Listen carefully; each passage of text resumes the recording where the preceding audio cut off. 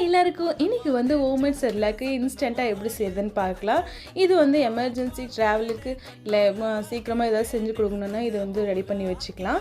இதுக்கு வந்து பொட்டுக்கடலை கொஞ்சம் என்கிட்ட ரெட் அவல் இருந்தது, அது கொஞ்சம் எடுத்து அது கூட வந்து ஏலக்கி வந்து மேலே இருக்க தோல் எடுத்துகிட்டு அதுக்குள்ளே இருக்க விதை மட்டும் போட்டு கொஞ்சம் நல்லா ட்ரை ரோஸ்ட் பண்ணி எடுத்துக்கிட்டேன்.